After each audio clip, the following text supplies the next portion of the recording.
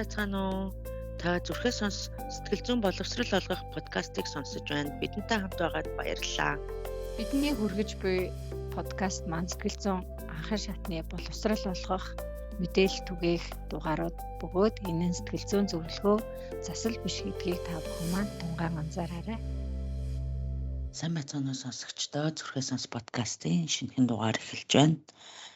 Өнөөдөр би төвшин жаргалтай хамт байна. Сайн уу төвшөө? Сайн онгороо, сайн уу сонсогчдоо. За, өнөөдөр төвшин жаргал бит хоёр хосын харилцааны тухай ярилцсан. Тэгээ хосын харилцаа бол баг хос болгонд сонирхолтой санагдах байх гэж бодож байна, тийм ээ төвшөө? Тэгэлгүй яах вэ? Бүхэл насны бүхэл госуудад сонсох юм сэдв болох байх гэж найдаж байна.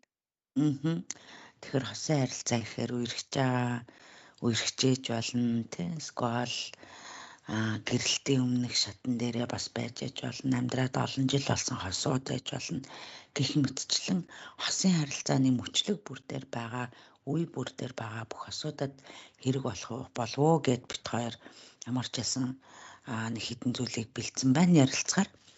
За тэгэхээр хоёлаа тэгвэл яриагаа өнөөдөр манай Монгол соёлд байдаг нийтийн дунд нийтлэг байдаг ташаа ойлголт гэхүү, тий ташаа ойлголтын талаар яриад энэ ташаа гэдэг үгийг яагаад хэлэх гэж байгаа юм бэ гэхээр бидний дунд яг ингээд цаанаасаа байх ёстой юм шиг, бидний соёл юм шиг тий бичигдээгүй хууль мэт ингээд бидний дунд оршиж идэг хэрнээ бид тэр дундаас хөгжидгүй, урагшилдгүй, өсдөггүй, хин нэгэнд халтай гэсэн нэг тийм харилцааны хандлагууд байна тий хосын харилцаанд донд тэрийг бит хоёр хэлэхдээ ташаа ойлголтууд гэж байгаа шүү тий төвшөө. Тэгэлгүй яах вэ? Энэ ойлголт нь зөвхөн ойлголтын асуудал биш. Бодол үүсгэх нь тэндээс үүдэлтэй буруу одоо сөрөг мэдрэмжүүдийг үүсгэх нь тэгээ сөрөг үйлдэл үр дагавруудыг үүсгэдэг учраас энэ ойлголтын тухай хэдүүлээ зайлшгүй ярилцах шаардлагатай хаа гэдээ оруулсан. За тэгэхээр нэгдүгээрт нь нэг ийм нийтлэг ойлголт бидний дунд хандлага анзаарагдаад байдаг чинь сонсч ирсэн үгүй юу? Жинхэнэ хайр бол намайг ойлгох ёстой. Юу ч хэлээгүй байхад намайг одоо мэдчих ёстой тий миний юу хэлэх гэж байгааг, юу үйлдэх гэж байгааг мэдэхгүй байна гэд нэг нөгөөдөө гомдлоод ч юм уу тунирхаад байдаг тий. Харин тийм үү? Тийм бас ташаа ойлголт, харцаараа ойлголцсон ч гэж яах шиг тийм ээ хараад шууд мэдрэх ёстой гэх мэтээр ингэдэг. Гэтэл бидний одоо хүнийг хараад шууд ойлгох юм хэлээгүй байхад нь ойлгох тэр чадвар ер нь хэрвэлээ гээл хэдүүлээ бодоод үзье тий зөвхөн өөрсөн дээрээ бодоод үзэхэд. Жинхэнэ хайр бол намайг ойлгоно гэдэг маань тэр хүн таныг ойлгохгүй байгаа нь хайргүй гэсэн үг биш ахна шүү дээ тий өөрөөр хэлэх юм бол. Тийм байна.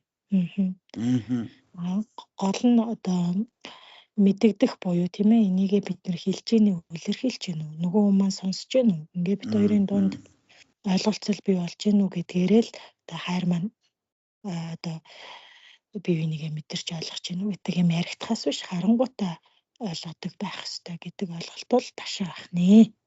Тийм нэг юм хүлээлт үүсгэчээд тэр хүлээлтэнд нь хүрэхгүй болохоор сэтгэлээр унахтай эсвэл улмаар зөрчил маргаан руу түлхэх бас магадaltaй нөгөө талаас хамтрагч байгаа буруутгах бас магадaltaй хань шүү дээ. Энэ ингээ намайг ерөөсөй ойлгодгүй гээл те өөрөө хэлээгүй илэрхийлээгүй байж ээж. Тэгэлгүй яах вэ? Надад чинь нэг юу санаанд орчлоо. Нэг жишээ санаанд орчлоо онгороо ингээд ярьсан чинь Тунгалаг Тамир кинон дээр долгоор маш хэцүү юмыг даван туулж иж нөхөр нь одоо ихтгэлт баянтай долгорыг хардаад орж ирээд үнэн үг гэхтэн ганцхан үнэн гэж хэлдэг хэсэг санаанд орчлоо. Яг үнэнтэй. Тэгэхээр бид хоорондоо илэрхийлэл те дарамтыг илэрхийлэхгүй байж байгаа л буруу ойлголт байна. Хоорондоо ярилцах, ойлголцох, сонсох, тодруулж асуух гэх мэтчлэн илэрхийлэх маш олон аргууд байна тий. За надад нэг дараагийн байгаа юм нь болохоор хайрлал бол өөрчлөгдөнө. Би сайн хайрлаж чадах юм бол манай хамтарч байгаа хүн маань сайн өөрчлөгдөх юм байна гэдээ бас нэг юм хүлээлтийн тухайн нийтлэг хандлага бас байгаад байдаг тий. Тийм. Нэг хэрвээ ингээ анзаарах юм бол тэр хайрлал өөрчлөгдөн буюу тэр хайрлах гээд байгаа үүрэг хэн дээр илүү оногддог боллоо гэдэг хэдүүлээ бас бодоод үзье тий. Хайрлах үүрэг хэн дээр илүү оногдоод тэгээд тэр өөрчлөгдөх гээд байгаа хүн хэн бэ? Тэр хүн дээр ер нь үүрэг хариуцлага оногдож гин үү гэдэг энэ үгийг сонсохоор тийм бодол төрж байна. Яг үнэ. Тэгэхээр хэн хариуцлагатай байх юм те мэдээж хэрэг харилцаанд байгаа хосууд аль аль нь л хариуцлагатай байна. Гэхдээ хайрал бол өөрчлөгдөх ёстой хүн хэн бэ те хаана байна вэ? Юун дээр байна вэ гэдгийг бас бодох хэрэгтэй болж байгаа юм байна. За надад байгаа дараагийн нэг ташаа ойлголт нь бол хайртай бол төвчих ёстой. Тэгээд энд хөвчлэн яаж тусдаг вэ гэхээр манай нийгэмд болохоор хөвчлэн эмэгтэйчүүд өөрсдөө үгүйсгэх хит ачаал үүрэх харилцаанд ингээд болмаар нөгөө тэгш бус байдлыг бий болгож штэ. Тэр үүгээрээ би ингэж хэлж байгаараа эмэгтэйчүүдийг буруутгах байгаа юм биш л те. Энэ болохоор манай соёлын үр дагавар байгаа да. Уламжлалын үр дагавар нь эмэгтэйчүүдийг өөрөөгөө үгүйсгэх гэж хүргэждэг. Яагаад гэвэл нийгэм дандаа эмэгтэйчүүд рүү дайрсан, давшилсан, дарамтлсан, шахсан тийм байдалтай байгаа болохоор те үгүйсгэх. Тэр хайртай бол төвчих ёстой гэдэг дээр юу гэж бодож байна. Уг нь бол хайр гэдэг маань их юм уян хатан зүйл гэж би ойлгоод байна л да. Гэтэл төвчин гэдэг чинь нэлээ хэцүү хүнд хэцүү юм дээр болдог юм процесс ахах гэдэг шүү дээ. Гэтэл тэр хайртай гिचээл тэр хүний муухай ааш гаргаж байгааг өөртөө хүндэтгэлгүй хандж байгааг магадгүй хүчрхийл үлдэж байгааг яхад төвчих ёстой. Тийм харин ч энэ нөгөө хайр маань ингээ хөгжих цэцэглэх хоёр биендээ сайн сайхан мэдрэмж төрүүлэх ёстой үйлдэл байтал тийм хорлсон хүчрхийлсэн дарамтлсан үйлдэлийг төвчснээр энэ хайр биш улам одоо хөндөрөлт магадгүй бүр үзэн ядалт болж хувирах юм биш үү гэж сонсогдох юм. Яг гэнэ. Үүнтэй холбоотой хүмүүс ямар нэг байдлаар бол холбогдож байгаа. Энийг манай сонсогчид холбож ойлгох нь юу? Ир хүн дуугүй хатуу байх ёстой. Ирчүүд сэтгэлээ нээж болохгүй. Тэгэхээр сул дорой шалчгансан одоо юу гэдэг те эмхтэй хүн шиг гэх мэтчлэн янз бүрийн байдлаар эрэгтэй хүн рүү бас маш их нийгмийн шахалт орж ирдэг. Тэгэхээр энэ талаар юу гэж бодож чинь эр хүн дуугүй хатуу байх ёстой. Гүндүүгүй байх ёстой гэх. Тийм дахиад нөгөө эцгийн эрх соёлын нөлөө яваад байгаа юм болов уу? Нөгөө сэтгэлээ мэдрэмжээ энэ дотор байгаад байгаа зүйлээ илэрхийлэх ёстой. Үгэн бол үгэн бусаар илэрхийлэх ёстой. Гэтэл үгээр ч илэрхийлж болохгүй, үгэн бусаар ч илэрхийлж болчих жоох байхгүй. Үгээр илэрхийлээ би чамд хайртай эсвэл өө намайг уучлаарай миний сэтгэл зовж байна гэж хэлж болохгүй.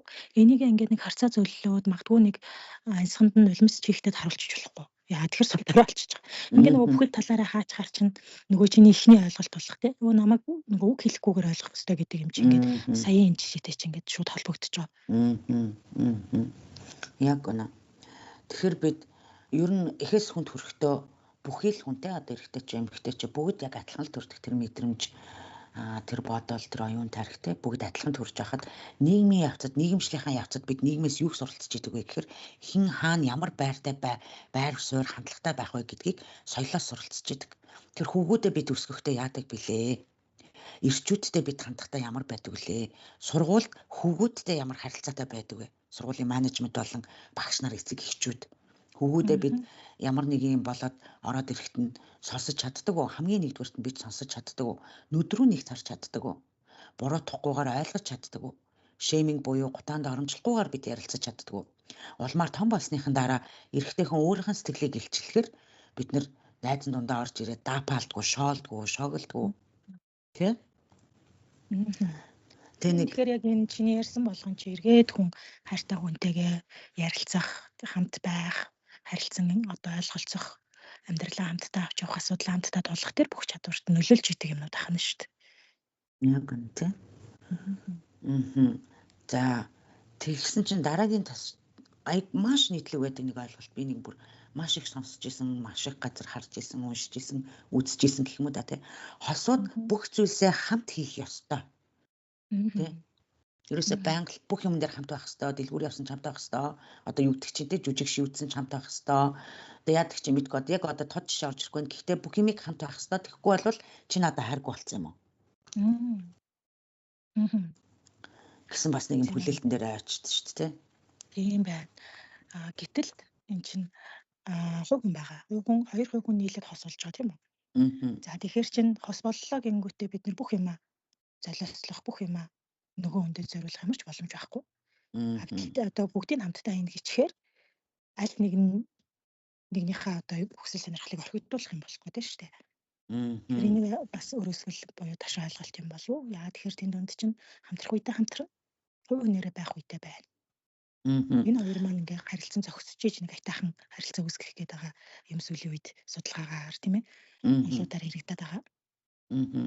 Эрдэмтэд бас энэ талаар маш их ярьж байгаа шүү дээ. Тэр хэдий ингээд би хосын харилцаанд орсон ч гэсэн би хувь хүнээ алдах ёстой орон зай тэр биш байхгүй. Харин би хувь хүнээрээ ч хөгжиж идэг, хосороо ч хөгжиж идэг. Тэ хостойгоо хамтдаа дундын нэг зорилго бий болгочоод нэг алсын хараа гэдэг юм бий болгочоод тэрнийхээ төлөө хамтдаа зүтгэдэг. Бас хувь хүнээрээ хөгжиж идэг. Би бинийгээ харилцан хүндэлдэг нэг тийм орон зай байх ёстой байх нь шүү дээ. Тэгэл байх нэг давс хужиранд таарсан байх нь шүү дээ, тий. Яг гэнэ. За надад дараагийн нэг ташаа ойлголт нь бас юу вэ гэсэн чинь нийтийн дунд бидний дунд маш их байдаг. Хүүхдийнхаа төлөө юу ч байсан тэр харилцаанд донд хортооч байсан, хүчрхийлтэй ч байсан байх ёстой. Тэр үл хүндлэлтэй те хүндэтгэлгүй тэр орчинд байж ах ёстой.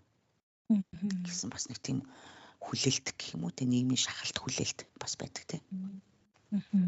Тэгэхээр нөгөө хос гэдэг бүтцээс маань бүр халиад тийм ээ. Мэдээж хосууд ингээд амьдралын явцад магадгүй хүүхдтэй болно. Эсвэл зарим нь диживэр амтантай болно ч гэдэг юм уу. Дундын ямар нэгэн зүйлтэй болно тийм ээ. Хоёр талаас ингээд хайрлах, кэрлэх. Гэтэл тэр зүйлийнхаа төлөө өөрийгөө золиослох ёстой гэдэг ийм одоо нийгмийн шахалт бол ташаа ойлголт байх юм шүү дээ. Гэтэл тэндээс ямар нэгэн аюулгүй байдлыг, сайн сайхан зүйлүүдийг мэдэрч чадахгүй байгаад байгаа бол энэ харилцааг тухайн хүмүүс эхлүүлсэн юм чинь дуусгах нь бас тухайн хүмүүсийн өөрснийх нь эрх мэдэл байх гэж би бодож байна. Тэгэхээр тэр эрх мэдлийг тухайн хүмүүст нөхөхгүйгээр зүгээр ингээ нийгмээс юм уу тий хамт олон нь гэр бүл нь хамаатан садан шахаад тэрнийхээ төлөө тисэх хэвээр, энийхээ төлөө тисэх хэвээр гэх мэтэр шаханд оруулж байгаа юм болов уу? Яг үнэ. Чамаг эрх мэдэл гэж хэлэхээр өөрөөр хэлэх юм бол тухайн харилцаанд байгаа хүмүүсийн бие даасан байдлыг булан авч ийн гэсэн үг байна шүү дээ. Sense of agency-г болгоод тэр хүн шийдвэр гаргах процессд оролцохгүйгээр зөвхөн гадны хүчин зүйлсүүд хүчин нөлөөлөд байх нь шүү дээ. Өөрийн одоо мэдрэмж тийм ээ хүсэл, тэр таашаал, тааламж, зорилго гих зүрийг зүйлдээ тулгуурлаж тэр харилцааг яах вэ гэдэг шийдвэр гаргах хэрэгтэй байдал чинь тэрэнгээрээ биш хүмүүс өгчих бол ингэчүүл би муу хүн болчих болов ингүүл нэрээ тэр зовх болов энэ зовх болов гэдэг хүлээсээр шийдвэр гаргах болдог байна. Яг үнэн тэгээд өөрөөр хэлэх юм бол өмнөх манай дугааруудыг сонсч байсан бол нэвтрүүлгээ хадгалах соёлыг бид бас тайлбарлаж байсан. Тэгэхээр энэ эргээд бас манай нийгэмд нэлээд богшсон байдалтай байгаа нэвтрүүлгээ хадгалах соёлын хүрээнд гэр бүлийнхаа нэр төрийг нөгөө хамтрагчийнхаа нэр төрийг те ихэнхдээ бол энэ эрэгтэй хүн байдаг. Эрэгтэй хүнийхээ нэр төрийг ээж аав нутаг усныхаа нэр төрийг бодоод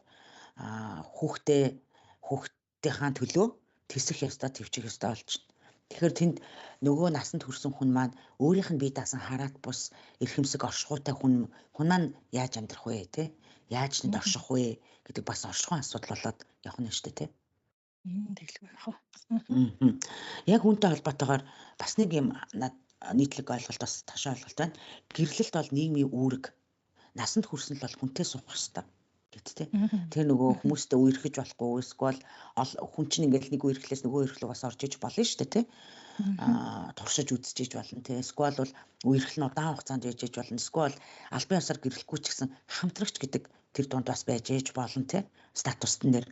Тэр нөгөө заавалжгүй гэрлэх ёстой гэдэг энэ шахалт нь нийтэд биш тухайн хосод байгаа биш харилцаанд байгаа хосуудаас дарамт шахалт болдог юм шиг надад зарагдсан энэ хүлээлт нь. Тийм дэлгэх хос гэхээр л гэрэлсэн байх хэрэгтэй юм шиг биш байх нь шүү дээ тийм ээ. Бас гэхээр түрүүний чиний хэлдэг маш олон янзын ойлголтууд, тодорхойлтууд багтж идэг байх нь. Тэгэхээр аль төвшний хосууд баймаар байгаа тухайн хосууд өрснө л шийдэх нь. Яг үнэ. Үүн дээр чамд нэмэх ташаа ойлголтууд байна уу? За, хайртай бол хартай гэдэг. Их өргөн хэрэглэгддэг. Бүр зүр цэцэн үг шиг болтлоо ингээд хамны уншлага юм шиг болчихсон юм. Нэг онцгүй муухай ташаа ойлголт байна. Тэгэхээр хайртай бол уг нь хайртай л байх хэвээр. Хайр гэдэг чинь нөгөө бидний reward системд бий болж идэг. Тэгээд допамин тийм ээ окситоцин гэх зэргийн эерэг одоо дааврууд ялгарч гарч ирдэг юм эерэг сэтгэл хөдлөл мэдрэмжийн үр нөлөөгөөр үүсдэг. Процесс хар гэдэг бол бидний контрол системд байдаг. Яг стрессийн даавар, сөрөг дааврууд гэж ярьдаг тийм ээ. Энэ даавруудын нөлөөгөөр үүсдэг юм мэдрэмж, процесс. Тэгэхээр энэ хоёрыг нийлүүлээ хийж гарч чинь бид нэр төөрөгдөл гэдэг юмд ордог. Тэгэхээр энэ бол маш ташаа ойлголт, маш ортой ойлголт. Тэгэхээр хайр бол хайр юм байна. Хар бол тэр бол асуудал юм байна шүү. Тэн дээрээ би ажиллаж анзаарч ажиллах хэрэгтэй байна л гэн энэ хоёрыг ерөөсөй ойлгох шаардлага байхгүй. Надад нэг асуулт байна шүү. Зарим хүмүүс ингэж байдаг. Жохон ч гэсэн хартаа байх ёстой гэд. Эсвэл бол хардуулах гэж бас албаар ингээд худлаа юм үйлдэлүүд бас хийгээд байдаг тийм тохиолдлууд биш шээ. Тийм энэ хар биш. Энэ хамааралтай харьяалалтай байх хэрэгцээ. Энэ хамааралтай харьяалалтай байх хэрэгцээ харталт хоёр бол нэг нарийнхан зураасаар ингээд хязгаарлагдчихийдэг гэд хэдүүлээ төсөөлье. Тэр зураас давхын төдийд л хар болж урих гэдэг аюултай гэсэн үг. Тэр харьяалагдах хамааралтай байх хэрэгцээ бол яг вэ гэхээр мэдээлэлтэй хад л болно. Би энэтэйгээ мэдээлэлтэй байхад жишээлбэл арай өнөөдөр ажлын хэдийн үед харах юм байна оройтох юм болов уу? Эсвэл тараад би одоо найзуудтайгаа жоохон туртай спорт үзээс суух ч гэдэг юм уу те. Энэ жишээлбэл энэ хэрэгцээг маань хангачдаг. Гэтэл энийг ингээ буруугаар нь ашиглаад чи хаана явж байна локейшн шеэрл. Яг одоо хаана явж байгаа надад заавал мэддэгд. Энэ ерөөсөө тийм хамааралтай байх хэрэгцээ биш, ерөөсөө мэдээлэлтэй байдал биш. Ийм одоо тодорхой юмыг бид ингэж хольж ойлгуулж болохгүй нь бол маш хортой. Ялангуяа хосуудын харилцааг хамгийн их сүтгдэг зүйл. Яг үнэ. Тэр нөгөө хар гэд ярьснаас ер нь бол хар эргээд одоо би чинь яг ингэ сонсоод байсан чинь итгэлцлийн асуудал яриад штэ тий. Итгэлцэл яг итгэж гин үгүй юу? Нэгдүгээрт би өөрөө чи түрүүн бас дурдчихсан. Би энэ харилцаанд байгаараа аюулгүй байна уу? Би өөртөө итгэлтэй байна уу? Хамтрагч минь надад итгэж гин үү? Хамтрагч маань бас өөртөө итгэж гин үү те? Энэ харилцаанд бас итгэж гин үү? Цаадах маань бас аюулгүй байна уу гэд энэ хоёр хүний нийтдээ ингээд аюулгүй байдал ба итгэлийн тухай, итгэлцлийн тухай биш үү те? Харамсалтай нь бид энийг ингээд хольж чутгаад байдаг юм даа те янз нь. Тий хольж чутгаад байдаг. Тэгээд дээрэс нь нэмдэг нь нөгөө чиний сая хоёр итгэлцэл дээр нэмэгдээд бид хоёр ирээдүйд цаашаага амьдрахаар байна уу те? Хэр удаан бид хоёр энэ хосын харилцаагаа харж ийн вэ гэдэг маань ирээдүйд итгэх тэр хоёрын хамтдаа ирээдүйд итгэх итгэл. Тэгээд дээрэс нь бид хоёрын энэ үрээлэн байгаа ертөнц, хорвоо ертөнц бид хоёрт тэгэхээр аюулгүй байх бай, бид хоёрт хэрэгэлтэй байх бай гэдэг чинь хорвоо ертөнц итгэлцэл. Ингээд хосуудын дунд дөрвөн янзын итгэлцэл байж ийн бүрэн дүүрэн итгэлцлийн систем бий болж байгаа.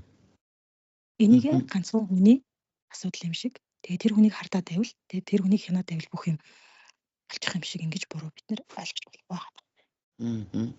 Тэр нөгөө нэг ингэж яддаг шүү дээ хүмүүс бас Facebook, social media-гийнх нь пассвордуудыг авцсан, имэйлийнх нь пассвордыг мэддэг тий. Тэгэд би нэг хүнтэй ярьж ирсэн. Тэг яагаад мэдэж болохгүй гэж асуужсэн. Тэг би бүр ингэж хэлэх үг олдохгүй байсан юм л да. Тэг тэнд бас айгүй том хэл хязгаарын асуудал явж байгаа. Тэр хүний boundaries яг миний хувийн орон зай гэдэг нэг юм байх ёстой юм шиг надад санагдаад тий. Тийм тэглгүй яг бидний энэ захим орчин дах мэдээллүүд, бусад бие юмнууд яг миний яг зөвхөн төвшин надад зориулагдсан тийм миний л гих зүйлүүд минийх байж ич би эндээ их аюулгүй сэтгэл ханамжтай тайван сайхан байна. Хэдий хайртай хүн байсан ч гэсэн тэрэнд маань орохгүй юм гэж байна. Гэтэл тэр оруулмааргүй юмд маань нэвтэрч орж ирээд тахаар хайртай байсан сүулдэ яах вэ гэхээр энэ хайр хөрнө. Эндээс айдас төрж эхэлнэ. Нөгөө хүндээ итгэх гэд хэцүү болж ирнэ. Нөгөө хүнтэйгээ цаашаа удаан хугацаанд хамтрахад хэцүү болоод ирнэ. Ингээд харилцаа дуусахад хүрдэг. Гэтэл хүмүүс энийг юу гэж хардаг вэ гэхээр хардаагүй хайжгаад салцсан. Үгүй. Яг үнэ. Тэр бол одоо юу гэдэг нэг харьяалалтай байх гэдгийг хийхгүй байж гал хүнд ерөөс салчиж. Хит их хардаад байсан чинь би ингээд хянаж чи энийг ингээд ийм байгааг мэдэж авлаа. Үгүй. Их хянаад байсан учраас тэр хүн чинь аргаа яад бараад өөрөөс чинь холдож байгаа. Ярьж ойлгогдож байна уу? Ойлгогдож байна. Маш ойлгогдож байна. Тийм. Ингээд нөгөө тэр асуудал нь өөрөө үр дүнг бий болгодог. Хүмүүс болохоор ингэж хардчих хянжиж би одоо арай гэж харилцааг тогтоож ийн гэж буруу ойлгоод байдаг л та. Өөрөөр хэлэх юм бол бас ингээд бүр ингээд гүнзээд яг тухайн хүний хүмүүсийн гэх юм уу харилцаанд байгаа хүнийг ингээд ботхоор цаана зүрхний бол нөгөө айдас гэдэг нэг мэдрэмж ах шиг байна шүү дээ. Айдас төгшүүр. Тэгэхээр нөгөө хамгаалагч гэл ярьдаг шүү дээ. Хамгаалагч болохгүй тийм ээ. Тэр бол ихэвчлэн энэ хүнээс гэхээсээ илүү энэ харилцаанаас энэ хосын харилцаанаас гэхээсээ илүү өнгөрсний л туршлага өнгөрсний шарах байж магадгүй л гэж байна. Яг үнэ. Тэгэхээр тэрийг энэ харилцаан дээр авчираад ажилуулаад хадаад байна тий. хөнжгүй тий. Энэ цаг хугацаанд энэ хүн дээр байхгүй юмыг энд тааруулах гэдэг үсгээр угаасаа одоо 10-ын төлхөө шаардлагатай юм 12-ын төлхөөр ашиглаж ашиглах гэдэг үр дүнг болж таарна. Долгион таарахгүй шүү дээ тий. Тийм төлөвлөгөө харахгүй болоод ир чинь. За энэ дээр ч гэсэн явж идэг дөө нэг биений нөгөө тал гэл. Бид нар бол тусдаа одоо хэвлээ тийм ээ тусдаа эсэс бүрдсэн тусдаа өсөж хөгжсөн хүмүүс тэгээ н олон дунд явж хаад л учраад хос болж байгаа хүмүүс болохоос биш. Нэгнийхээ нөгөө тал нь болоод гэдэг юм уу тийм ээ. Ингээд нэг юм орлогч гэдэг юм уу нөхөгч болж байгаа юм ерөөсөө биш. Харин хамтраад илүү сайхан хамтраад илүү жаргалтай байх жил хос болж байгаа. Яг үнэ гутал тий. Бас гутал хүртэл баруун хөлөнд баруун гутал орно гэхээс биш зүүн гутал орохгүй шүү дээ. Тэгээ нэг биений тална гэж хэлэхээр надад юу бодогддог гэхээр нөгөө хүнийхээ бие даасан байдлыг шууд ингэж байхгүй болгож байгаа юм шиг тий. Нэг хүн гэд байж хахад одоо бие даасан хараад бас тэр хүн чинь нэг өөрийнхоороо ингэж энэ хорвоо ертөнц дээр бас орших бүрэн эрэхтэй шүү дээ тий. Тэр sensitive agency-г ерөөсөн мэдрэх нэг тийм боломжгүй орон зайгүй юм шиг надад сонсогдоод байдیں۔ Тэгээд мэдээж хэрэг энэ хос болоод би чамтай үерхэн чи надтай үерхэн би чамтай хайртай гэд хайраа гэд явж байгаа энэ харилцаан дээр орж ирсэн юм чинь харилцан би биендээ хүндэтгэлтэй би биенийхээ хувийн орон зай руу хит өнгөйдгүү те хувийн орон зайд руу н орж ирэхгүйгээр гэхдээ дундынхаа өөрсдийнхээ орон зайгаа бий болгож харин чадах юм бол хамтдаа өсөж хөгжиж дэвшгэд тэг хамтдаа тэр алсан зорилгодоо хүрэхэд арай төхөм байх юм болов тэгэл байх уу. Тийм тэгэхэд заавал тэгж одоо биенийхээ нөхөөс юм шиг болгох гээд байгаа нь бол маш буруу ташаа ойлголт байх нэ. Нөгөө талаас би зүгээр ингээл бодохоор энэ юутай бас холбоотой гэж болох уу гэхээр нөгөө итгэлгүй байдал найдваргүй байдал гэх юм уу insecurity те тухайн хүмүүсийн харилцаанд байгаа хүмүүсийн итгэлгүй найдваргүй байдал дотооддоо бүр тэрийг зөвхөн энэ харилцаанаас биш өмнөх олон жилийн туршлагууд те харилцаануудаас авж исэн юмнуудаас байж болох юм. Өссөн орчинд ямар тийм итгэлтэй найдвартай харилцаа байсан уу те өссөн орчинд байнга хайртай шүүгээд тэрвэрдэг байсан уу үнсдэг байсан уу алдаатай оноотой хүлээн зөвшөөрдөг байсан уу те заавалчгүй алдаа хийхгүй байх ёстой заавалчгүй зөрчил гэдэг юм байх ёсгүй те зөрчилгүй байх ёстой гэдэг нэг тийм хүлээлтэн донд хэрвээ та амьдэрсэн бол харилцаа руу яаж орох вэ те яг л тийм байдалтай. Ялгаатай учраас л бит хоёр ингээд муудалцаад байна гэдээ хосууд ярих гэдэг талтай. Ялгаагүй хүн гэж байхгүй тийм ээ. Ялгаатай учраас муудалцаад байгаа юм биш. Ялгаатай байдлаа харин ойлгохгүй хүлээн зөвшөөрөхгүй хүндлэхгүй байгаа учраас л асуудал үүсээд байгаа. Яг үнэ тэгвэл яагаад ойлгохгүй, яагаад хүндлэхгүй, яагаад ойлголцохгүй байгаа вэ гэхээр тэр нөгөө нэг сонсох гэдэг мэдрэмж, сонсогдох гэдэг мэдрэмж, сонсох гэдэг үйлдэлийг яг байгаар нь бас хийхгүй шүү дээ тий. Би бинийгээ сонсож сураагүй байна. Сонсож сураагүй юм чи яаж ярилцаж сурах юм, яаж ярилцаж сураагүй юм чи яаж ойлголцох юм тий. Ойлголцож чадахгүй юм чи тэнцээ нөгөө хүндлэл гэдэг юм байхгүй байх нь тий. Тэгээ хүндлэл байхгүй юм чи яаж тэнд хүлээн зөвшөөрөлт гэдэг юм байх юм тий. Гэх мэтчлэн ингээд нэг явж өгнө л да. Тэгэхээр нөгөө ялгаатай байх тусмаа харин магадгүй харилцаанууд илүү сайн бат бөх байдаг ч байж болно. Яг л тийм судалгаанууд байдаг тий. Зөндөө байдаг тий. Ялгаатай байх тусмаа илүү энийг ойлгохтой хүлээн зөвшөөрдөг, илүү уян хатан, илүү олон талын соёлтой, илүү сонирхолтой байдаг гэсэн юм судалгаанууд байлаа. Ялгаатай байх тусмаа ялгаа гэдгийг тэгвэл хоёлаа жоохон сонсогчдод тайлбарлах гээд үзээ л да тий. Ялгаа гэдэг нь ямар ч байж болно. Үүнд өнөд зүйл итгэл үнэмшлийн ялгаа байж болно тий. Жишээлх юм бол сүсэг бишрэлийн ялгаа байж болно. Хоёр өөр шашинтай байж болно. Хоёр өөр сүсэг бишрэлтэй байж болно. Үнэт зүйлийн мэдээж хэрэг үнэт зүйл гэд хэлэхээр бүх үнэт зүйлийн хүрээнд бол ярьж байгаа юм биш. Хүний амьдрал дээр байдаг яг кор үнэт зүйлсүүд магадгүй 1-2 давтамжтай яг долгион дээр таарж иж болно. Нийлж иж болно шүү дээ тий. Харин зарим бусад үнэт зүйлүүд өөр өөр байж болох байхгүй юу тий. Байгаль их орноо хайрладаг нэг нь байж хахад нөгөөх нь өөр юмд илүү санаарахдаг, нэг нь илүү их ном уншдаг байхад нөгөөх нь илүү одоо дуу хуурддаг ч юм уу тий, бүжгэлдэг ч юм уу. Итгэл үнэмшил, үзэл бодол үнэт зүйл амьдралын сонирхлууд өөр өөр байж болно. Тэгжээж би энэ хорвоо ертөнцийн дээр бие даасан хараад бас өөрийнхөө эрхэмсэг оршихуу гэх юм уу да тэ dignity and integrity-таага энэ хорвоо дээр оршиж байгаа шүү дээ. Хадгалж авч үлдэх хэрэгтэй байна. Би бас өөрийнхөө легасиг бас авч үлдэх хэрэгтэй байна хорвоо ертөнцийн дээр тий. Тэгээ нөгөө чиний яг хэлснээр ялгаатай байх тусмаа яагаад бат бих байдаг юм бэ гэдээ бас зарим сонсогчид гайхчихж магадгүй.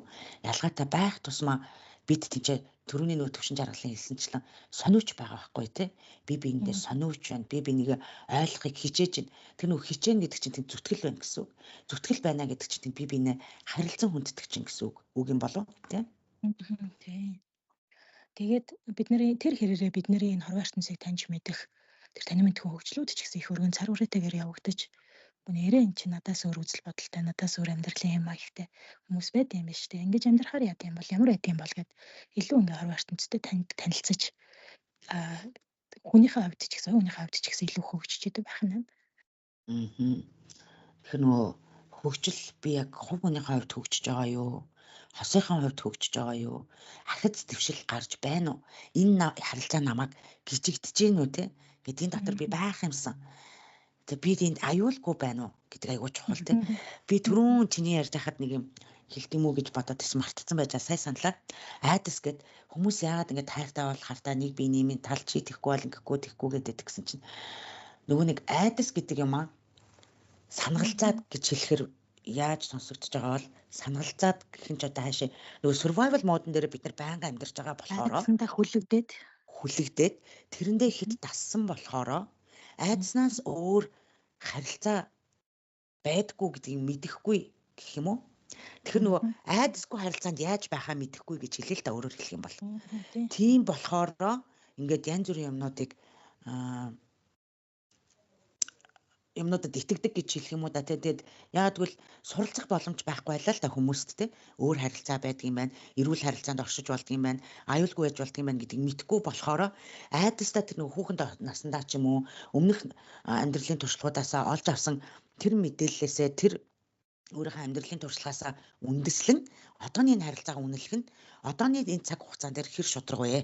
Таны хувьд тий өөрийгөө тэгж одоо дүгнэх нь шударга уу? Би 2026 оны 3 сарын тэдний өдөр энэ харилцаанд байхдаа гэхдээ миний дүгнж байгаа дүгнэлт нь болохоор бага насан дээр өөрөөр хэлэх юм бол би сонсогчдыг хэрвээ яг ийм харилцаанд байгаа бол би сонсогчтой ерөөсө огт буруутгаагүй зүгээр л би таныг энэ бодлыг бодоод үзээрэй гэж нөгөө сорих юм маягийн тийм асуудал төвшүүлж байгаа шүү за манай сонсогчид бодоод нэрээ би одооныхаа энэ харилцаанд өөрийнхөө өмнөх туршлагаараа хараад байгаа юм шүү. Survival mode буюу би зөвхөн энэ харилцаанд ингээ даван туулах маягтай амьдраад байна уу? Эсвэл би яг жинхэнэ өөрийнхоороо байна уу? Яг одоо баймаар байгаа хүслээрээ байна уу? Хүс мэлцэлтэйгээр ойлгогдож байна уу төвшөө? Тийм ойлгогдож байна. Тэгэхээр бидний тархины хөгжлийн хувьд ч гэсэн тийм ээ тэр даван туулах мод чинь бид нарыг илүү гацааж, айлгаж, ингээ хуйгандаа нухацсан яс мэлхий шиг байлгаж идэг бол тэр ухаалгаар одоо цаг дээр маш сониучаар хандах нь бол бидний өмнө тархийг ажилуулж, илүү альва зүйлийг одоо суурах, хөгжих, дэвших хорвоо ертөнцийн дээр илүү ихийг одоо үзэж харж амьдрах тийм баялаг амьдрах тэр боломжийг олгож идэг байх нь. Яг үнэн. Тэгэхээр яг чиний сайн ингэж хэлсэн чинь надад юу бодогдлоо гэвэл илүү бид тэгвэл нээлттэй байх те. Илүү юмд ингээд буруутгадгүй open minded гэж хэлэх гэдэг юм л да. Нээлттэй байх, шүмжилтгүй байх, шүмжгүй хандах, өөртөө инэрэнгүү хандах тий. Яагаад та өмнө тийм амьдралын туршлагатай түүнийг даван тулсан таны буруу огт биш. Яагаад гэвэл таны хариуцлагын асуудал огт байгаагүй. Тэглээгээд одоо та тэр юмыг зүйлийг одоо энэ харилцаа руу авч орж ирэх нь танд өөрт чинь шударга.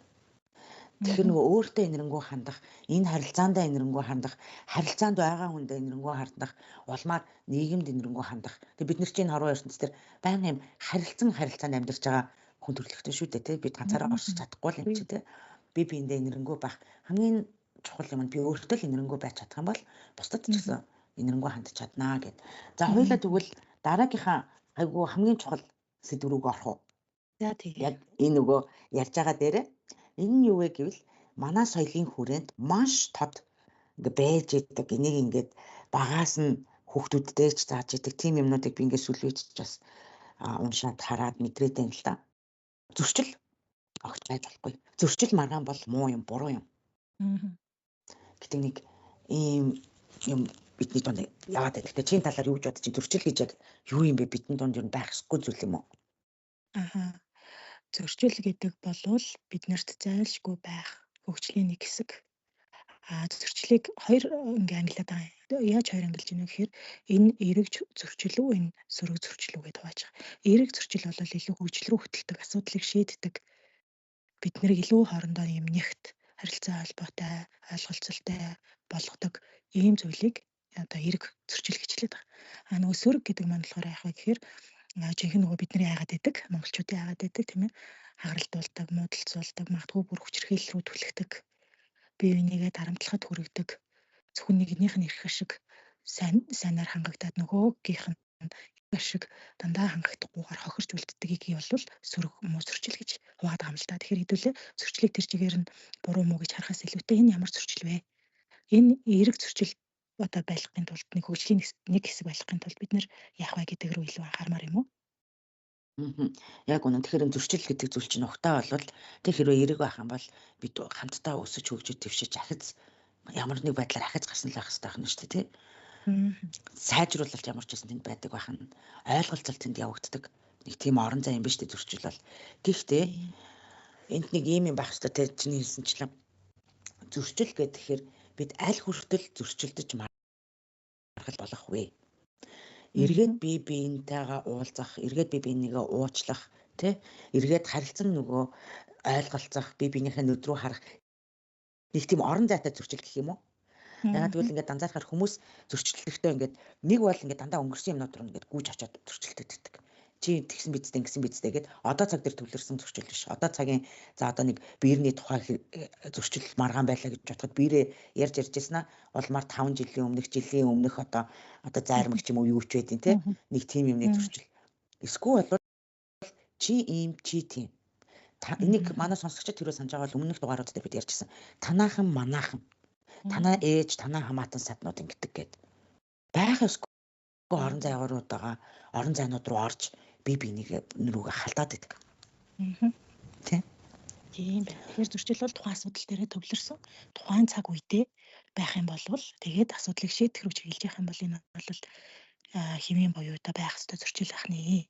Хэрвээ халаал цаг хугацааны хувьд хамрах хүрээний хувьд ч асуудлын хувьд ч ингээл халаал явчих юм бол тэр зөрчил гэхээс илүү магадгүй хүчирхийлэл гутаанд оромжлол айлгаас үрдүүлэлт бол явчих нь. Буруутгал тий. Нөгөө shame, blaming and shaming явагдчих штэ тий. Тэр нэг ийм хиллэг байна л да. Чи намайг хүндлэхгүй байна гэдэг ихэнхдээ хүмүүс хэлдэгтэй нэг нөгөөдөө. Гэтэл яг энэ үгнийг ингээд анализис хийгээд үзэх юм бол яг энэ үгний цаана юу байгаа вэ? Чи намайг хүндлэхгүй байна. Энэ яг цаа гэхээр бидний харилцаанд хүндлэл алдагдаад байна гэж надад санагдаж байна. Гэдгээ уг нь бол энэ үгээр илэрхийлж штэ тий. Энэ юу хэлж ийнэ гэхээр өөрөөр хэлэх юм бол бидний энэ дотор байгаа нөгөө хамгаалагч хэсгийг тайвшруулж байна. Тий. Энэ харилцаанд чинь хүндлэл байхгүй байгаа юм шиг надад санагдаад байна гэдэг. Тэгэхээр ер нь зөрчлийг яг чи энийг ингэж хэлээд байгаа чинь намайг хүндлэхгүй байгаа сонсогдож байна гэдэг юм уу? Яг тухайн одоо яг юун дээр хүндлэл байхгүй байна гэдгийг тодорхой хэлэх нь бас одоо тэр зөрчлийг шийдэх гарцыг бас илүү тодорхой болгох юм болов уу? Яг үнэ. Тэгвэл төвшөө яг энэ зөрчлийг тэгвэл бид даван туулах одоо процесс нь яг ямар байд юм бэ? Яавал дээр вэ? За тэгэхээр хосын зөрчлийг шийдэхийн тулд хосын асуудал руу эхэлж орохгүй гэнэ л дээ. За юунаас эхлэх юм бэ гэхээр өөрөөс эхэлнэ. Хос хоёр маань өөр өрсөн дээрээ. Ер нь би яагаад тайван? Юун дээр одоо миний ууд үргэлж байна. Юун дээр одоо миний их төцөл төрөөд байна. Юун дээр би энэ хүнтэйгээ ингээд илүү ийм онцгүй харилцаагаар харах гэдэг ингээд энэ миний одоо яг ямар хэсгийг одоо хөндөд байна. Жишээлбэл миний одоо эмзэг байдлыг хөндөд байна уу? Миний одоо өөрийгөө хамгаалах тэр байдлыг маань хөндөд байна уу? Яагаад байна? Гэд өөрөө өөрсөн дээр илүү төвлөрөх, өөрийнхөө таньж мэдэх. За ангисныхаа дараа түр ингээд тайвшраад яг одоо тэр зөрчилдөд байгаа юм анзаарна гэж байна. Яг энийг ингэж одоо онцгүй харахаарч гэдэг юм уу? Биеийн хилэмж нь ингээд ирэхээр яаж юм? Эсвэл намайг ингээр яаж юм гэдэг яг тэр тухайн мөчтөө эхлээд өөр дээрээ дараа нь тухайн мөч дээрээ тухайн үзэгдэл дээрээ гэх юм уу? Анзаараад тэгээд өөрийгөө одоо тайвшруулсныхаа дараа нөгөө хүнтэйгээ ярилцвал гэж байна. Сая би чам ингээд ажилласаа оройтод ирсэн чинь хоол игээгүй болохоор өлсөндөө ингээд уур хүрээд чамаа жоохон чад уурч чижиг тийм үү. Тэгэхээр нөгөө хосны юу гэж харах вэ? Энэ хүн чинь нэрээ ажил нь их байсан оройтож ирсэн. Тэгээд өлсөд Тэгээд өссөндөө өөрийгөө одоо яахгүйгээр хянахгүйгээр юм цан гаргацсан юм байна штэ. Анзаарах нь штэ тий. Гэтэл яг тэрийг одоо нөгөө өсөж байгаа гэдэг юм орой тийж ирсэн ямагтгүй энэ хүн маань хоол ийцэн байх бах та гэдэг хүлээлт нь гүрээгүйгээс үүдэлтэйгээр бүр асуудал болол амьдралын асуудал болол салах нийлэх асуудал болол илүү өндөрдөг. Тэгэхээр чинь ямар ч байсан ингээд нэгдүгээрт нь болохоор хүмүүс өөрсөн дээрээ анзаарахтай байгаад одоо цаг дараа барьж төвлөрчөөд амьсгаа аваад төр завсарлага авчаад тэгээд яг тухайн асуудал дээр төвлөрөх нь шүү дээ тий. Тийм. Тэгэхээр тухайн асуудал дээр төвлөрнө гэхээр яг бид юуг харах вэ гэхээр яг энэ зөрчил тэгвэл яг юу юм бэ? Бид хоёрын зөрчилтөд маргалдаад байгаа зүйлийн ард яг юу байгаа юм бэ? Тэгвэл тэнийг хэрэгцээ байгаа юм шиг байна шүү дээ тий. Ямар хэрэгцээ? Тэгэхээр ямар хэрэгцээг маань энэ маргаанаар дамжуулж бид хоёр илэрхийлэх гээд байна юу? Магадгүй тэнд аюулгүй байдал ах юм уу? Хүндлэлийн асуудал байгаа юм уу? Нөгөө холбоос тэд intimacy дотны холбоос байгаа юм уу? Дэмжлэг би бинээсээ хүсэж байгаа юм уу? Эсвэл би даасан байдал эрх мэдэл энэ харилцаанд тэгш бус байгаад байгаа юм уу те? Би даасан байдал маш чухал те. Тэгээ амрах орон зай байна уу? Бид хоёр би бинийг амрах орон зай өгч гэнэ үү? Гэх мэтчлэн энэ бол эдгээр бол зөвхөн жишээнүүд эдгээр зүйл лигл бид ингээ яриад байгаа. Гэтэ яг уу яг өнөөдөр бид хоёр нэг биерний тухай ч юм уу нэг заримны тухай те юуны ч хамаагүй нэг юмны тухай маргалдчихэж болно. Гэхдээ яг гүнзгий дотор нь юу байгаа юм бэ? Гэдгийг бас бодоод үзвэл зүгээр ах гэж бодож байна те. Тийм цаана болоод байгаа миний дотор ажиллаад байгаа тэр гол зүйл юу байна? Өөрийгөө хамгаалахыг хүсэж байгаа юм уу? Хит эмзэг байгаад байгаа юм уу? Эсвэл ерөөсөө шууд дачин байх гал асуудлыг нэг сэлэм эргүүлээ шийдчих гээд би зүтгээд байгаа юм уу? Эсвэл би маш ухаалгаар маш тайвнаар цэвэр тунгалгаар би энэ асуудлыг хараад энэ дээр ямар байхыгаа хүсээд илэрхийлж байгаа юм гэдэг чинь өөр ахна шүү дээ. Дөрвөн янзын өөр одоо бодол мэдрэмж хариу үйлдэл ахна. Мөн түвшний тав ахна. Яг үнэ. Тэгчээд болмаар одоо нөгөө хариуцлага руу орох уу? Уучлал ба хариуцлага руу. Тий. За уучлал гэхээр хүмүүс бас ихэнхдээ ташаа ойлгочдөг.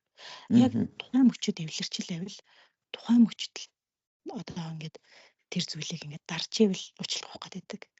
Гэтэл уучлал гэдэг бол энэ болохгүй зүйл байсан юм байна. Энийг би ухаарад ойлгоод дахиж давтахгүй байх гэдэг ойлголт. Уучлал гэдэг бол. Ухаарад ойлгоод дахин давтахгүй байх. Зөвхөн тухайн үеийн нэг муудалцаад эвлэрээд нэг тэрвэрлэх асуудал биш. Уучлал гэдэг нь. Өөрөөр хэлбэл нэг ийм үгээр хэлэхгүй. Дахиж би ийм үйлдэл гаргахгүй. Дахиж ийм онцгүй мухай юм харилцаанд байлгахгүй гэсэн амлалт гэсэн үг уучлалт бол. Өөрөөр хэлэх юм бол уучлал бол процесс шүү дээ тий. Үйл явц байхгүй тий. Зүгээр нэг үйлдэл бол биш тий. Өөрчлөлт гэсэн үг байна. Уучлалт бол ганц ширхэг акшн үйлдэл бол биш юм байна. Тэ үйлдэл байсан ч гэсэн энэ үйлдэл чинь өөрөө процесстэй үйлдэл юм байна. Тэ нөгөө манай сонсогчид санаж байгаа бол уучлалын тухай бүтэн дугаар байгаа. Тэрийг очиод бас сонсож үзээрэй тэ. За тэгвэл үйлдэл үйл явцсан дээр илүү анхаарах юм байна тэ. Дахин давтагдахгүй гэсэн тийм амлалт өгдөг байх юм байна. Тэгэхээр үр дагавраа бас хүлээн зөвшөөрөх хэрэгтэй. Хариуцлагаа бас ухамсарлах хэрэгтэй болж шүү дээ тэ. Тэгэл байх уу. Тэг зөрчил дуусны дараа тэгвэл яах вэ? Яаж дахин холбогдох вэ? Зөрчлийн дараа одоо тэр уучлалт хариуцлагатай байдал болчвол эргээд балсарын үеэр буюу илүү бивэндээ ойртох, тийм ойр дотн байх, халамжтай байх тэр үе гэсэн үг. Тэгээ энэ үедээ аль болохоор бид нар ярилцаж сурах нь. Сонсож сурах нь дөрөвний чиний хэлсэн эхний хэсэг дээр яриадсэн тийм ээ, сонсож сурах, ярилцаж сурах, байгаагаар нь хүлээн зөвшөөрч сурах, нөхцөлгүйгээр хайрлаж сурах үйлдэлүүдийг яг энэ хааны мөн үедээ хийх юм бол асуудалд хуримтлагдахгүй, хуримтлагдсан ч тэр тесрэлт болж одоо бүр хүндрэхгүй байх сайн талтай. Жишээл дахиад гарлаач гэсэн тэрийг маш ухаалгаар яг жинхэнэ өөрснийхөө одоо цаг дээр тийм ухаантайгаар тэрийг шийдэх бас боломжтой болоод тэр. Уртсаал сөрөг мэдрэмжүүд, сөрөг бодлууд хамгаалаад ирэхээр тэр үеэр зөрчил болохоор тэр зөрчил маань илүү аюултай зөрчил, сөрөг зөрчил болж хуураад идэг талтай л гэсэн үг. Бид нэр тийм ойр дотн байх үедээ зөрчилдвэл тэрийг бол бид нэр ухаалгаар шийдэх боломжтой. Өөрөөр хэлэх юм бол маргалдахдаа зөрчилдөхдөө ухамсартайгаар зөрчилдөх хэрэгтэй байна шүү дээ. Түрүү нөгөө би хэлсэн зөрчилдөхдөө зарим нөгөө харилцаануудыг харахаар ингээд маргалдахдаа дахиж эргэж нийлэхгүй юм шиг тийм орон зай өгөхгүйгээр маргалдаад байгаа юм шиг анзаарэгддэг л та тий. Өөрөөр хэлэх юм бол хүчирхийллийн төвшөнд очиж гин гэсэн үг л тий. Тэрийг гэхдээ хүмүүс бол хүчирхийл гэж ойлгохгүй байгаа. За яг хаа нэг байлаа гэж бодлоо гэхэд эргээд бие биентэйгээ уулзах нэг тийм ухамсартай зөрчилдөх гэх юм уу. Зөрчил бол хүний харилцаа хааж байсан гэсэн хүний харилцаанууд зөрчил бол байна. Бид зөрчлөөс бол хизээч юу яахгүй тий зайлс хийж чадахгүй. Зөрчил бол эрүүл биднийг сорж идэг, биднийг хөгжүүлж идэг, ахиц төвшил авчирч идэг. Зөрчлөөс харин бид нар зайлс хийх тусмаа асуудлыг улам хүндрүүлж идэг, улам богшуулж идэг. Манай энэ бол ерөөсөө уургүй юм гэж хэлж идэг те. Гэтэл тэр уургүй байх, эсвэл бол өөрийгөө илэрхийлэхгүй байнга ингэж байгаад таг дуугаа чимээгүй болчдөг гэж байгаа нь зөв үгүй юу? Энэ эрүүл арга мөн үү? Асуудалд хандж байгаа те. Идэвхгүй байдал нь өөрөө асуудалд хандж байгаа зөв байдал мөн үгүй юу гэдгээ бас юу яах бах те. Тэгэхээр нөгөө талаас бас юу вэ гэвэл за тэгвэл зөрчил ингэж байх ёстой зүйл юм бол зөрчлийг бид ингэж уучлан ингэж хариуцлага хүлээх юм байна. Хоёр тал бол хоёулаа хариуцлага хүлээсэн байх ёстой. За зөрчил дуусны дараа тэгвэл бид нэр яаж дахин холбогдох юм бэ гэхээр хоорондоо ярилцдаг байна. Тэр нөгөө ярилцах гэл түрүүн бит хоёр зөндөө ярьсан сонсож чаддаг байхan те харилцан бие биенээ хүндэлдэг байхan харилцан одоо ярилцсан гэхээр нөгөө сонсон ойлгоно ярилцсан тэгээ нөгөө нүдэрээ харилцаж те нүд рүүгээ харилцаж ярилцах нь бие биенийхээ биед хүрнэ. Тэр одоо тэрвэрх ч юм уу үнсэх ч юм уу те ямар ч гэсэн бие биенийхээ тий хөтлөх ч юм уу бие биенийхээ хүчин чармаалтыг үнэлэх нь айгуу чухал. Энийг ерөөсөө бид нар хийж чаддгүй юм шиг анзаарагдаад байдаг байхгүй юу? Хосуудыг ингээ харахаар ичээд байдаг юм уу одоо яадаг юм мэдгүй. Ямар ч гэсэн энд ерөөсөө суралцаагүй. Гэхдээ одоо суралцах цаг нь болсон. Тэр суралцах цаг нь болсон. Чимийн түрүү ингэж хэлсэн шүү. Чиний тэр хүч надад таалагдсан шүү. Чи ингэсэн шүү. Тэр чи таалагдсан шүү. Эсвэл би юм өгүүлбэр хэлсэн. Энэ маань таалагдсан шүү надад. Чи юу гэж бодсон? Бие биенийхээ хүчин чармаалтыг нийн угуугаар дэлгэсэн ном шиг ярилцаж хэрвээ бид чадах юм бол бидний зөрчил эрүүл тал руугаа явж гинэ л гэсэн үг. Тэгээд болмаар яаж дуусгаж болох вэ гэвэл хөнгөн инээд өөрсөн дээрээ инээж чаддаг байх. Өөрсдөө гаргасан үйлдэлтэй. Тэ. Инээж чаддаг байх. За одоо тэгвэл зөрчил ташаа ойлголт юм байдаг юм байна. За зөрчил бол юм байна гэд одоо цаг дуусж байгаа учраас бит хоёр маш богино хугацаанд яг эрүүл харилцаа гэж тэгвэл ямар харилцааг хэлдэг юм бэ гэд ерөнхийд нь нэрлээд явъя. Түрүү ташаа ойлголтын дээр бит хоёр бас зарим нэг эрүүл харилцаануудыг нэрлээд явсан. За төвшөж эхлэх үү эрүүл харилцаануудаа? За тэгээ эрүүл харилцаа гэдэг бол хэл хязгаар. Энэ нь түрүү бит хоёроос ташаа ойлголт хэсэг дээр ирсэн. Хамтрах үедээ хамтардаг, хамт байх үедээ байдаг. Бас хувь хүнээрээ байх үедээ байдаг. Энэ хамтрал болоод бие даасан байдал хоёрыг аль болохоор маш цохимжтойгоор нийцүүлэх. За эрүүл харилцаанд бас байх ёстой юм юу вэ гэхээр ялгаатай байдал бол давуу тал. Бид хоёрын энэ олон ялгаатай байдал энэ хорвоо ертөнцтэй танилцах олон одоо сонирхолтой зүйл юм байна гэсэн нүдээр харах. Ялгаатай байдлыг айдсаар харахгүйгээр харин илүү сонирчаар, илүү сайн сайхан давуу тал болгож харах нь бас эрүүл харилцааны нэг хэсэг. За эрүүл харилцааны бас нэг хэсэг нь ялангуяа ахуйн ажил дээр, хүүхэд тасрах дээр, тийм ээ ахуйн ажил дээр хамтрах. Энэ дээр туслах гэдэг ойлголт яригдахгүй. Яагаад тэгэхээр бид нар хажуу айлын эмээ тавтай юмаа дааж ядж явбал тэнд очиж сайн дураараа тусалж болно. Харин өөрөө амьдарч байгаа, өөрөө байгаа энэ харилцаантай бол оролцох ёстой. Тэнд одоо тусламж бол хэрэг байхгүй тийм хамтрал хэрэгтэй гэсэн. Тэгэхээр ахуйн ажилдаа, ахуйн зүйлдээ амьдралаа өдөр тутамдаа авч явж байгаа зүйл дээрээ хамтрах. За мөн бие биенийхээ хүсэл сонирхлыг хүндэтгэх, гаргасан амжилтаар нь бахархах, тэрийг нь хамтдаа хуваалцах, магадгүй нэг нь шагнал авлаа, тэн дээр нь очих, магадгүй сэтгэлийн бэлгээ өгч гэдэг юм уу. Эсвэл тэр гаргасан амжилтыг нь илэрхийлэх гэх мэтэр ингээ бие биенээрээ бахархдаг байх нь эрүүл харилцаа.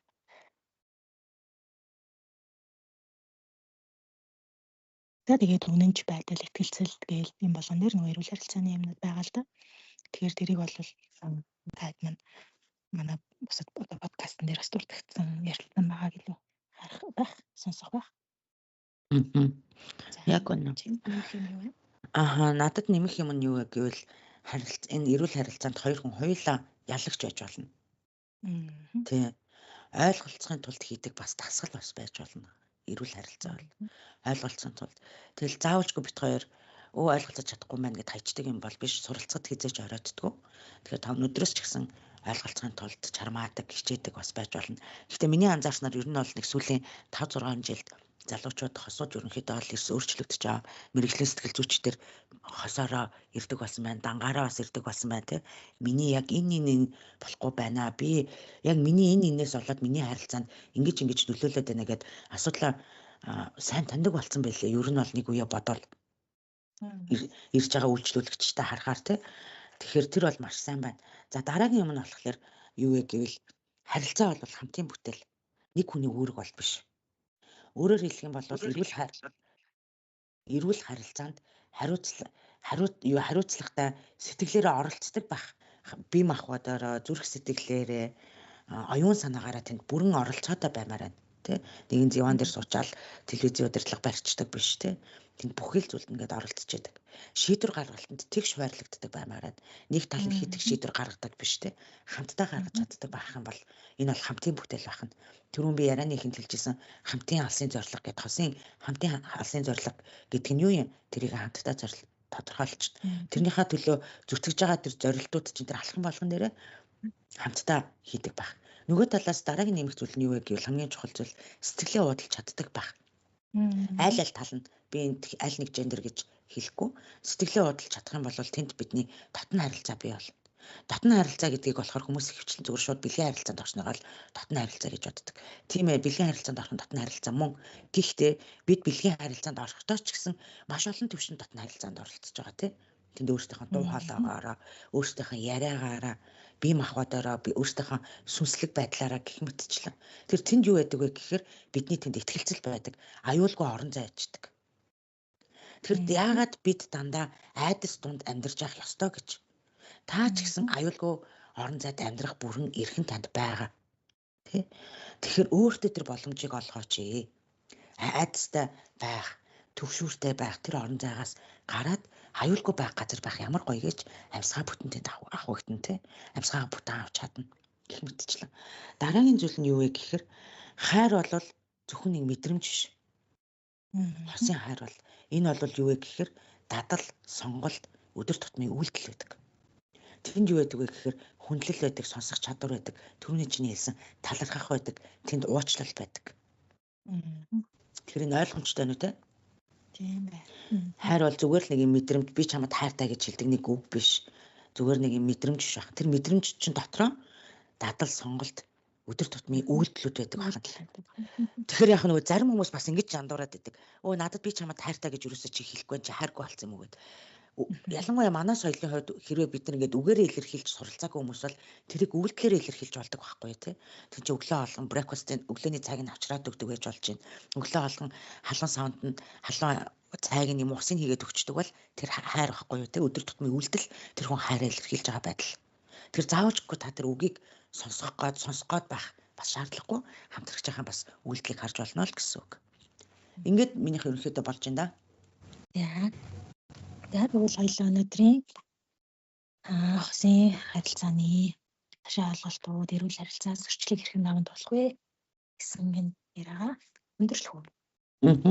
За тэгэхээр бид нар нийгмийн соёлоос суралцсан олон янзын ташаа ойлголтоор өөрийнхөө хосын харилцааг харах гад тэрнгээр удирдуулах гад байдаг талтай учраас ташаа ойлголтуудыг харах энэ зав тэрийг л болохоор орхиод нэг өөрийнхөө хүсэж байгаагаар тэр эрүүл сайхан харилцаагаар хосын харилцаагаа бий болгох гээд хичээгээрээ оролдоорой, мэдээрээ сураарай. Тэгээд түрүүний амар цолын хэлснээр өдөр тутмын үйлдэл, өдөр тутмын сонголт байх нэ. Зөрчил бол хэвээ. Харин тэр зөрчлийг бид нар яаж шийдэх вэ гэдгээрээ л энэ зөрчил одоо хөгжүүлэх юм сайн одоо зөрчил болж өгнө үү эсвэл биднийг хөвтгөх зовоох сөрөг муу зөрчил болох нь гэдгээрээ л ялгаатай. Тэр зөрчлийг даван туулахын тулд өөрснийгөө тайвшруулах нь харилцаагаа илүү тодорхой ярих, сайжруулах зүйлсүүдээ хийх нэ. За тэгээд өнөөдөр бидэнтэй хамтаасан сонсогчдоо маш их баярлалаа. Манай дараагийн дугаар маш сонирхолтой дугаар их болно. Тэгээд дараагийн дугаараар уулзъя. Баяр таа.